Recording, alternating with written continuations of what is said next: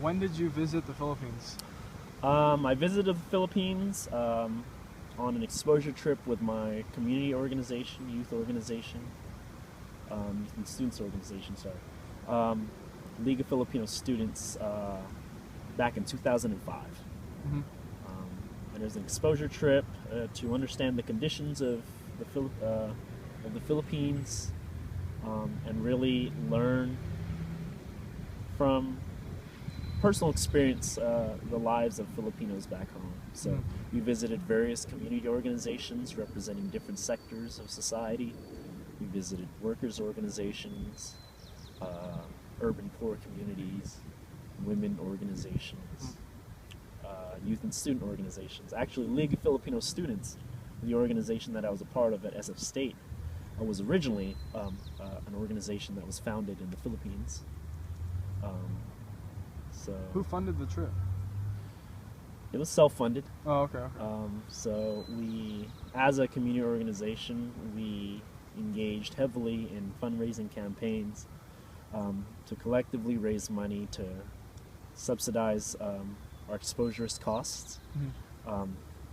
Very expensive trip. But when you were going there, what did you expect to see? Well, at that time, I was engaging in a lot of collective studies already with my fellow organizers at SF State. Through books, studies, I learned of kind of what Filipino society looked like. I learned about, that the majority of Philippines is a largely peasant-based, rural-based country. Learn a lot about kind of the mass poverty in the Philippines. You saw that there a lot, huh? Oh yeah, I think that's one of the big kind of first things I remember that still kind of resonates in my mind is the stark kind of like juxtaposition. You get off of the plane and when you make your way to like Metro Manila, which is like the center hub of, urban life there, and you see the most humongous malls. And these are like humongous super malls that make our malls look like a joke. Uh-huh.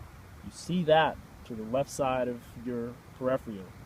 To the right side of your peripheral, you see squatter communities, people living in shanties, mass people asking for money and change, or homelessness on like a grand scale.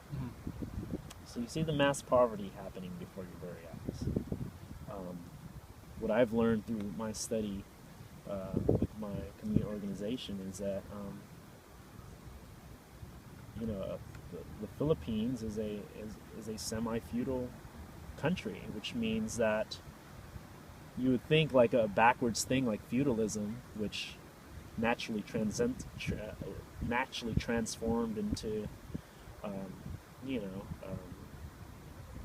capitalism later down the line in a lot of developed countries, would be the case all across the world. But the reality is there are places that are underdeveloped, such as the Philippines, that still have, semi-feudal conditions. There are landlords that own plots of land, who basically own land, control landless people on how to till the land so that landless people can survive. There's a lot of that. A lot of that in the Philippines. Oh yeah, I would say. And that stuff is not at all a secret, You could find that in any current edition of Philippine newspaper. When you go into like Ranch 99, or you go into Pacific Super and you just go ahead and grab a newspaper. Some of the things that have come about in recent time have been like the pork barrel scandal, which was something that surfaced where there's hard concrete evidence that Philippine kind of officials, bureaucrats and politicians have been involved in kind of this large money laundering scheme developing all of these like sham public programs Mm-hmm. where public money is filtered into those that eventually traces back to like wallets and pockets Yeah, of that's politicians.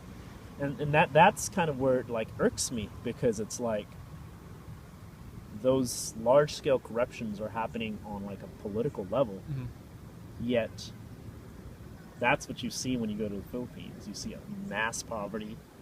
You see a lot of people not even getting the basic services. Mm-hmm. And so it's, yeah, I think the Philippines, as far as I can remember, based on my understanding of it, of my study of history, based on what I saw when I was in '05, based on what I see in a daily newspaper, is that corruption is a big part of it.